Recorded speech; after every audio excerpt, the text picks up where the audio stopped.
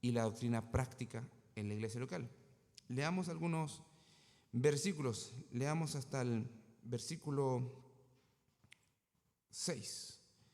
No sé si alguien me quisiera ayudar con la lectura. Se lo agradecería. Sí, del versículo 1 al 6.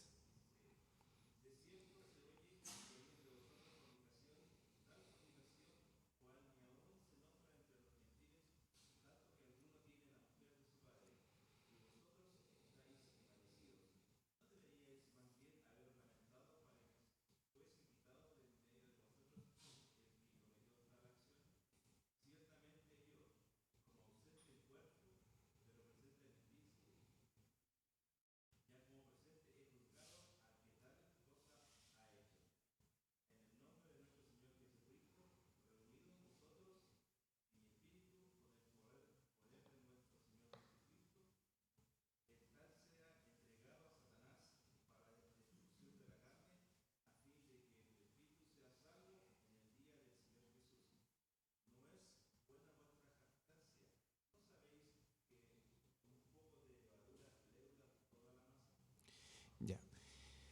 Uno ve el asunto de disciplina, pero el asunto acá, claro, con la persona involucrada que está cometiendo ese pecado, uno busca que se arrepienta, que sea restaurada, y si no, ve las consecuencias de la declaración de la iglesia que lo reconoce como gentil y publicano. A eso se refiere al sacarlo. Pero también vemos que la práctica en el interior de la iglesia estaba viéndose afectada.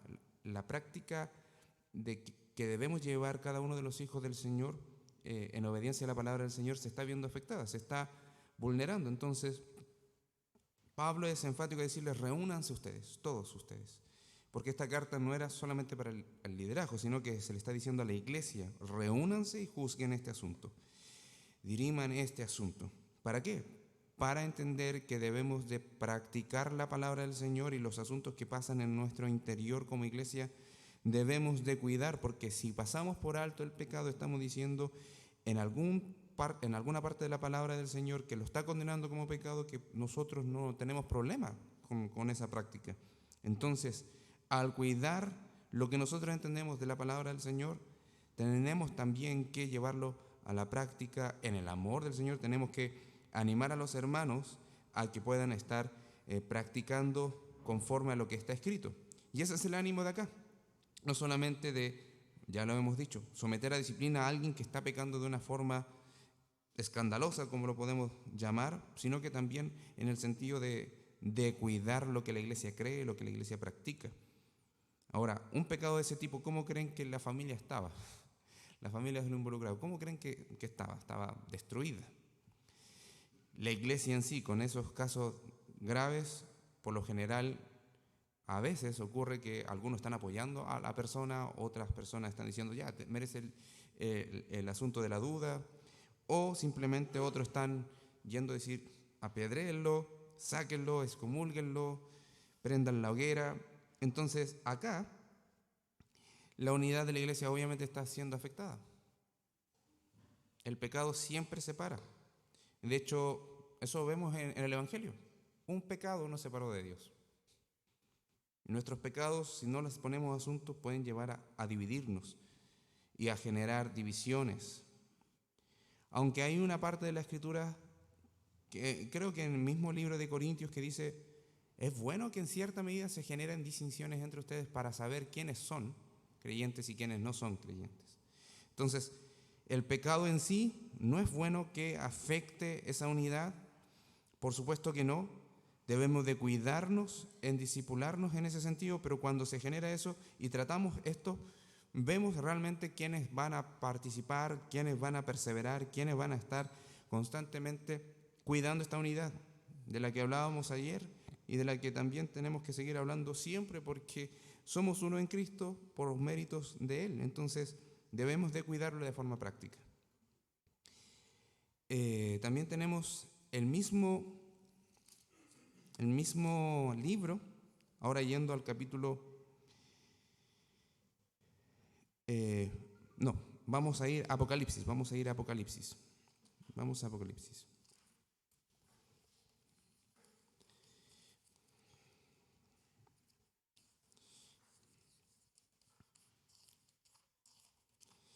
Y tenemos unos pasajes emblemáticos que muchas veces se han predicado, se han comentado, se han estudiado, se han sacado un montón de enseñanzas en cuanto al mensaje a las iglesias de Apocalipsis. Vamos a ver específicamente el capítulo 2 y el capítulo 3.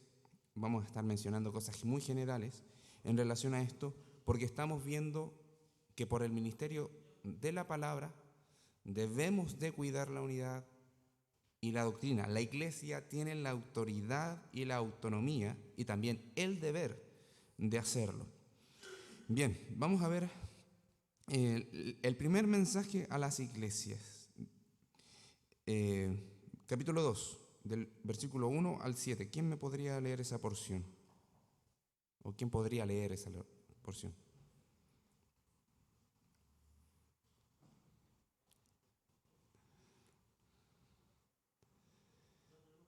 Sí, del 1 al 7.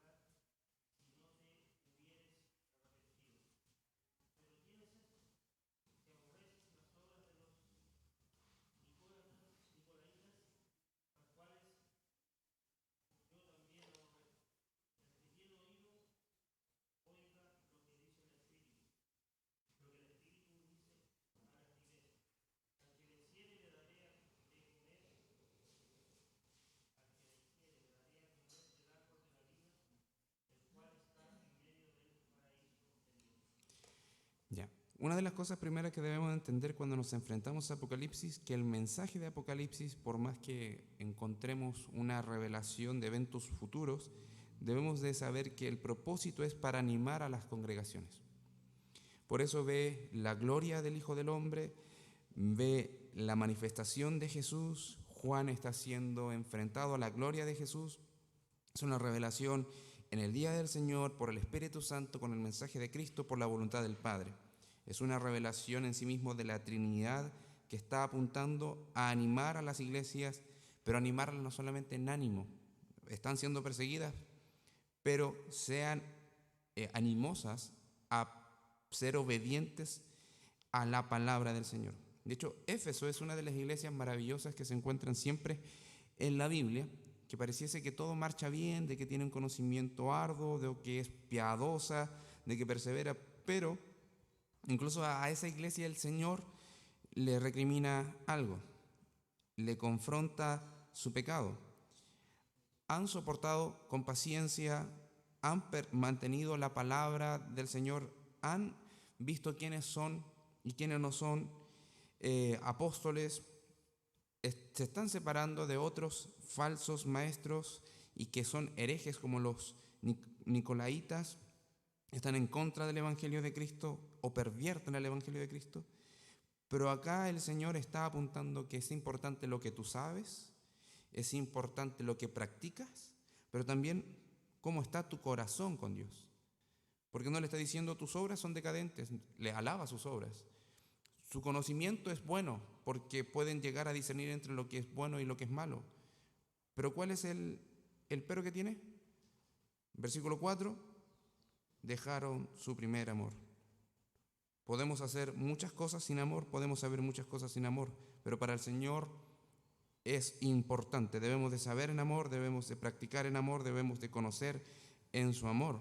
Y así eso manifestarlo. Entonces, ¿qué es lo que vemos acá? el Señor este mensaje lo está presentando para que el encargado de transmitir ese mensaje a la iglesia en general pueda arrepentirse y empiece a cuidar de la unidad práctica. Ese es el fin siempre. El ir tras la voluntad del Señor por medio de la obediencia a su palabra siempre es la manifestación de la unidad que tenemos como creyentes en Cristo. Estamos unidos entre creyentes porque estamos en Cristo. Cristo es el punto de encuentro. Entonces, la iglesia está recibiendo esta exhortación para que cuide aquellas cosas que las cuales está débil, que las rectifique. Y en ese sentido, vemos que toda la iglesia debe de proceder en ello. Es un mensaje que siempre va desde el inicio de la iglesia hasta el final de los tiempos, cuando se ve presente la iglesia en la época redentora del Señor, en la historia redentora. No sé si alguien quiere comentar algo a raíz de este texto o a raíz de lo que estamos viendo, que por el ministerio de la palabra debemos de cuidar la unidad práctica. ¿Preguntas? ¿Comentarios? ¿No? ¿Ah?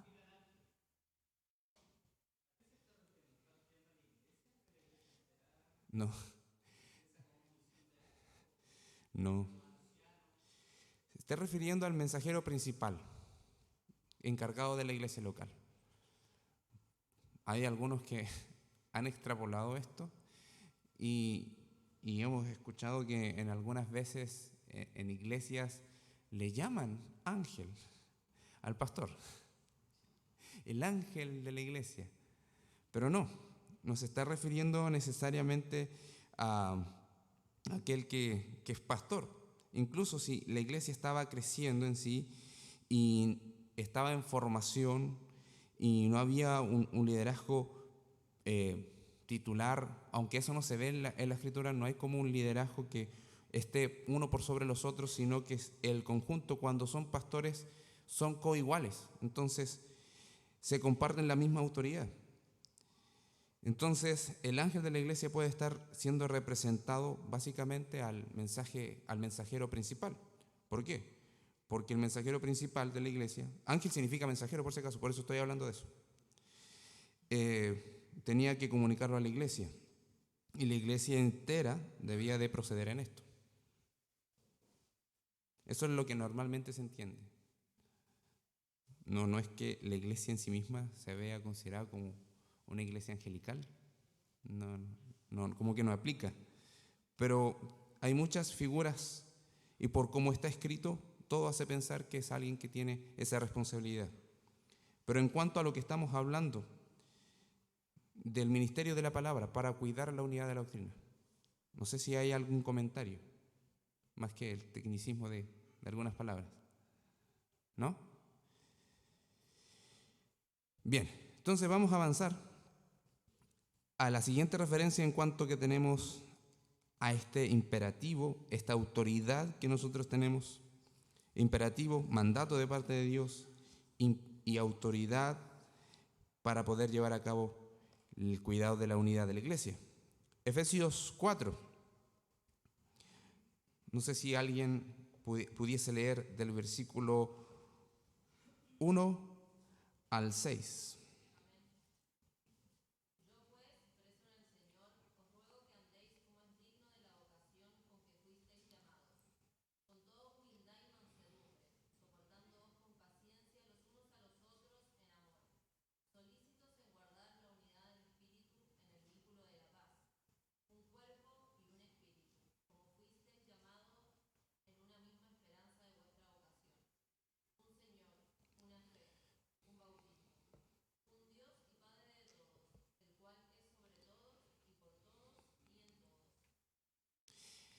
Muchas gracias. Normalmente estas cartas, nosotros sabemos que por tradición se leían abiertamente en el culto público. Nosotros la estudiamos por porción, es verdad, pero los hermanos la leían de una vez entera la carta. Después quizás se juntaban a detallar un poco más lo que el apóstol quiso escribir y lo que el Espíritu Santo dejó inspirado en esos textos, en esas cartas. Pero si se dan cuenta, este ruego es un llamado a todos los santos, a que podamos, con la ayuda del Señor, estar fervientes y estar rápidos en guardar la unidad del Espíritu, en el vínculo de la paz. Y todo eso tiene que ver con el Evangelio que hemos creído, con la doctrina que tenemos, con el conocimiento de la palabra y también con acciones concretas en cuanto a ello. Al que es paciencia, paciencia. Al que es muchas veces que nosotros podemos decir que me prueba mi amor o las cargas que puedo estar dispuesto a sobrellevar. Bueno, eso también. Cuando uno se esfuerza en ese sentido, está guardando la unidad del Espíritu, está guardando el vínculo que tenemos, que es por medio del Evangelio. Entonces, y todo lo que declara el Evangelio. Esto es algo importante a tener en consideración. Nuestro cuerpo doctrinal, nuestra interpretación de las Escrituras que nosotros vemos, que está claramente ahí expresa en la Biblia y que nosotros creemos no solamente para creerlo, sino que también para que en ello perseveramos y cuidamos a la iglesia, todos juntos, liderados por los pastores ancianos, pero también por cada uno de los miembros de la iglesia local y hermanos que se están incorporando como asistentes regulares en la congregación, pero que podemos ver que son hermanos que van creciendo en la fe. Entonces es una responsabilidad de todos. La iglesia tiene esta autoridad. Bien, punto 6, dice, velar por el cuidado espiritual de todos los miembros. Esto es algo importante. ¿Por qué? Porque lo vemos, y aquí es donde también se extiende el ministerio de los apóstoles, que era el liderazgo de ancianos de la época, y se extiende también hacia los diáconos. Vemos en Hechos 6. Vamos a ese pasaje. Creo que ya lo hemos hablado, pero vamos a ese pasaje a ver un poco más de esto. Todos necesitaban atención en esa época, y como deben de saber, el contexto que estaba viviendo la iglesia primitiva o la iglesia primera es un asunto diferente al que nosotros vemos hoy. Ellos todavía tenían en mente este asunto tribal, como había comenzado la historia y el pueblo de Israel. Entonces, y además estaban siendo dominados por el Imperio Romano. Entonces, por lo mismo, ¿cómo iban a sobrevivir en un imperio que es politeísta, que es idólatra, versus a una nación de Israel que estaba siendo sectaria y estaba rechazando al Evangelio, estaba rechazando al Mesías del Señor? Bueno, se empezaron a juntar en comunidades, respondiendo a esa necesidad. Y como había un asunto patriarcal, donde el hombre era sujeto de derecho, la mujer venía a ser como un bien, y así también los hijos, hasta que llegasen a tener una edad, los varones, de poder tener una autonomía, autonomía en cuanto a su trabajo, en su desarrollo familiar de vida. Tenían que atender a todas las viudas y a los huérfanos. Leamos el pasaje y necesitaba decir eso como para que entendamos por qué esta necesidad material también se desprende de una necesidad espiritual. Veamos, dice, en aquellos días, como creciera el número de los discípulos, hubo murmuración de los griegos contra los hebreos, de que las viudas de aquellos eran desatendidas en la distribución diaria. Entonces los 12 convocaron a la multitud de los discípulos y dijeron: no es justo que nosotros dejemos la palabra de Dios para servir a las mesas. No es correcto. Buscad, pues, hermanos, de entre vosotros a 7 varones de buen testimonio, llenos del Espíritu Santo y de sabiduría, a quienes encarguemos de este trabajo.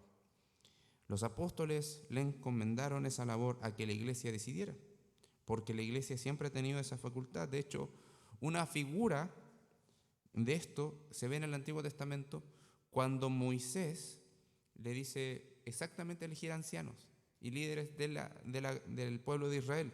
Vayan y elijan hermanos de entre ustedes, varones renombrados, para que puedan ser encargados de responder a sus necesidades y llevar juicio. Y si no pueden resolver esos problemas que le están llevando, también tráiganmelo a mí, si puedo resolverlo yo.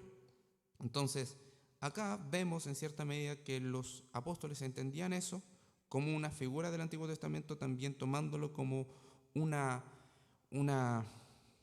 principio, una realidad para el Nuevo Testamento, y que era la iglesia la que debía de decidir y buscar entre hermanos de buen testimonio, llenos del Espíritu Santo y de sabiduría. Luego vemos en el Nuevo Testamento, en las cartas de Pablo, que detalla más los requisitos, pero estos son como los pilares fundamentales. De hecho, ser lleno del Espíritu Santo quizás calza con todo lo demás. Solamente que veamos, alguien lleno del Espíritu Santo no va a tener ninguna cosa en contra de los requisitos que vemos detallados en Timoteo. Bien, entonces, atender a las mesas era básicamente encargarse de las hermanas viudas griegas y también de algunos huérfanos que estaban ahí. Ahora, siempre se ha entendido de esta forma, de que no solamente es llevarle comida, sino que estar dispuesto a atender sus necesidades, brindarle necesidades espirituales, brindarle consejería, animarlas en la palabra del Señor, para que pudiésemos tener el cuidado de todos. Aquí se está viendo que de repente los hermanos que están en liderazgo pastoral, que deciden ciertas cosas en cuanto a lo que debemos de hacer como para estar discipulándonos constantemente, no dan abasto para poder abarcar todas las áreas.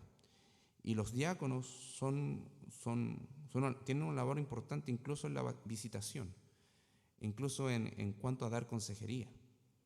No todos los pastores pueden tomar del tiempo y disponer del tiempo de lo que implica la consejería, porque la consejería no es de un día, la consejería es un proceso, son sesiones, entonces es necesario de repente tener esa ayuda.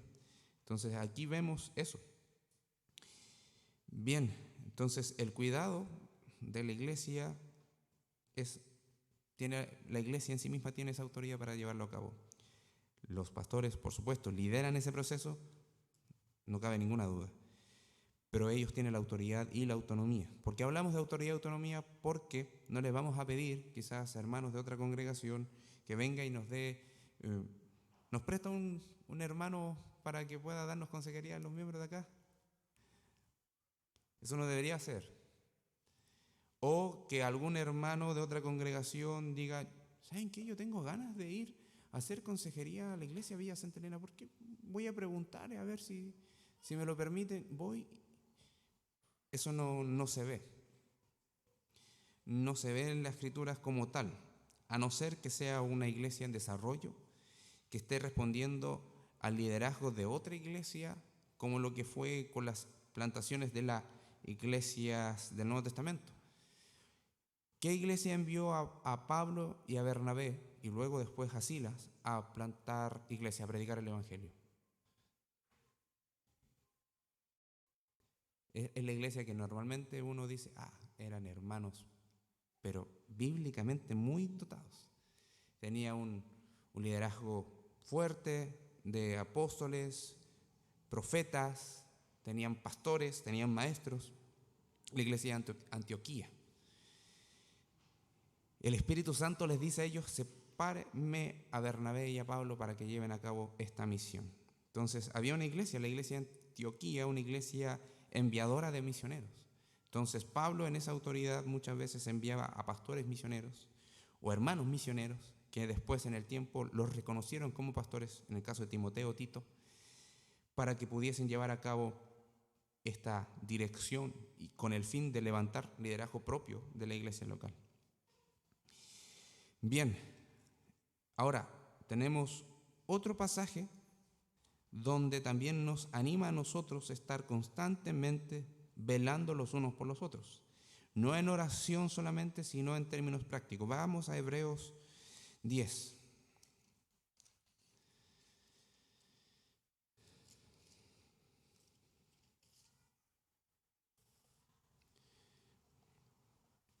Versículo 24 y 25. Creo que está mal escrito ahí, está pegado. Sí, no tiene el guión.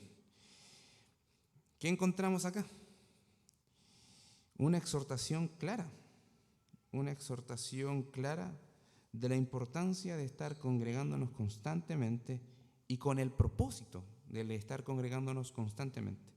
No se sabe quién fue el escritor de Hebreos, pero sí se sabe que fue un hermano conocido, líder también en interiglesia local de la época, porque empieza a enviar saludos al final. Ya, no tiene salutación, pero tiene saludos.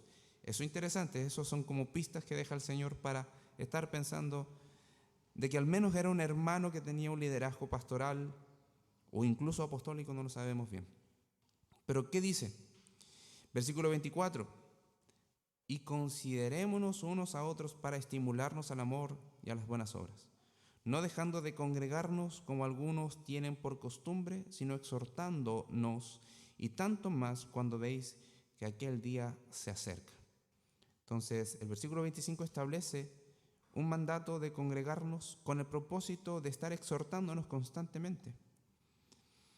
Es exhortándonos en la idea de animándonos y a veces animarnos a dejar ciertas cosas que son pecaminosas. Pero debemos de considerarnos unos a otros para animarnos, también para motivarnos al amor, no un amor romántico de palabras bonitas, sino que también un sentimiento correcto hacia el hermano, que es portador de la gracia de Dios, heredero, coheredero juntamente como somos todos los salvos, pero con el fin de también transmitirlo con buenas obras. Entonces el cuidado de entre todos nosotros es constante entre todos nosotros. ¿Preguntas? ¿No? Bien, y por último tenemos que la Iglesia tiene la autoridad y la autonomía para discipular localmente y también a las naciones. Y es interesante este texto, y nuevamente debemos de reflexionar y de pensar que tenemos metas por delante. Con el grupo de misiones estamos conversando de cómo hacer algunas actividades para llevar a cabo no solamente oraciones, que es uno de los pilares en misiones, sino también en tomar acciones concretas motivando a la congregación, porque la congregación entera es responsable de llevar a cabo la predicación de la palabra del Señor. Entonces encontramos la gran comisión. Algunos le han llamado hoy en día la gran omisión. Y es lamentable porque muchas veces se ve de esa forma. Entonces, vamos a los versículos claves. Versículos claves de esto es versículo 18 al 20. Puse 19, pero es el 18 al 20. Y esto me gustaría que si alguien lo pudiese leer, por favor.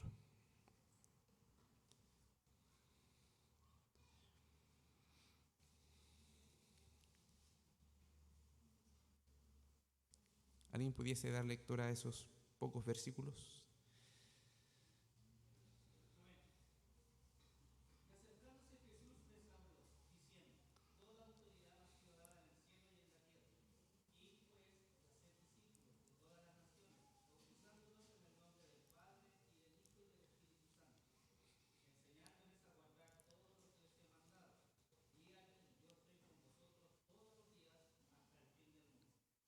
Amén.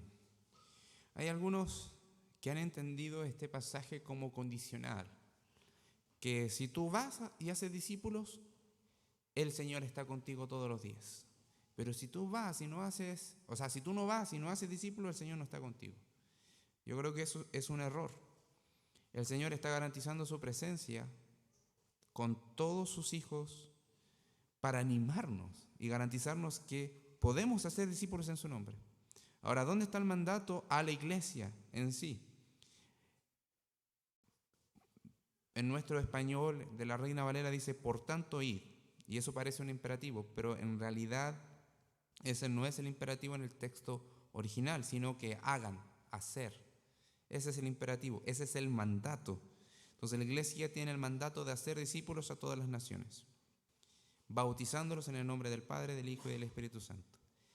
Y aquí no está hablando de un asunto evangelístico por medio de volantes, como lo que nosotros, tratados,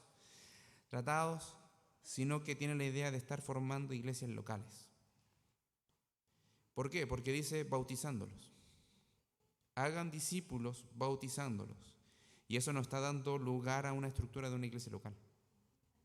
Entonces, para cumplir la gran comisión, no es solamente tener actividades evangelísticas, sino que realmente desarrollar esas actividades evangelísticas con intencionalidad de que puedan venir hacia nosotros o formar una iglesia local en otro lugar.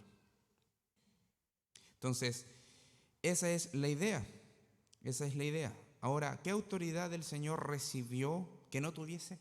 Si Él siempre ha tenido toda la autoridad, si es el Rey de Reyes. Bueno, en la misma oración de Juan 17 dice que el Padre le entregó la autoridad para que por medio de Él todos sean salvos. De que yo les dé vida. Tú me has dado la autoridad para que yo dé vida a todo mortal. En los versículos previos de lo que vimos ayer se encuentra eso. Entonces, la primera parte. Entonces, vemos que la autoridad que el Señor está entregando, el Padre está entregando a Jesús, es que por medio de su sacrificio se cumpla el propósito del Evangelio, es levantar hijos de Dios, adoptados por la sangre de Cristo, y que eso sea básicamente la autoridad que está en la iglesia. Eso también es parte de ver que es parte de una iglesia local, porque nosotros respondemos a la autoridad de Cristo, a su autoridad, a su potestad, a su poder. Entonces, la iglesia local tiene la autoridad, tiene la autonomía para desarrollar proyectos de evangelismo con el fin de discipular más gente en las dependencias de su iglesia local, como también para formar otras congregaciones locales. Y estamos creciendo y queremos crecer pensando en ese fin. Porque ¿cuál es nuestra visión y misión como iglesia local? Que es la misma que tenemos como corporación, que es, por el amor del Señor, hacer discípulos de todas las naciones. Hacer discípulos para que muchos otros alcancen la salvación y que ellos sean formados a la imagen del Señor Jesucristo. Entonces, eso es parte de nuestra identidad como iglesia. Eso es parte de la naturaleza misma de la iglesia. Toda la iglesia local tiene esa autoridad, esa autonomía. Toda la iglesia puede, cada una de las personas que se congrega puede incluso presentar ideas, observaciones, comentarios, proponer proyectos, todos. Ahora, entendemos que el liderazgo tiene que estar trabajando en esa dirección, por supuesto, y nos estamos esforzando para poder llevar a cabo acciones concretas con ese fin. Bien, eso es en cuanto a la autoridad de la iglesia en general, considerando como congregación local, sin distinguir quién está en posición de liderazgo, quién no está en posición de liderazgo. No sé si alguien tiene algún comentario, alguna pregunta como para ya ir finalizando, porque estamos justamente en el tiempo estimado para terminar. ¿Nadie? Ya, entonces vamos a estar orando para finalizar en este tiempo. Así que oramos. Padre, en glorioso nombre de Jesús, te damos gracias porque tú eres bueno, tu palabra es viva y eficaz. Ayúdanos a perseverar, ayúdanos a ser obedientes, ayúdanos a obedecerte, ayúdanos a amarte con nuestra obediencia y ayúdanos que nuestro corazón sea siempre rebosante hacia ti en amor por todo lo que has hecho por nosotros. Muchas veces venimos aquí y es una vida muy distinta de lo que nosotros vemos durante toda la semana que ocurre en el mundo.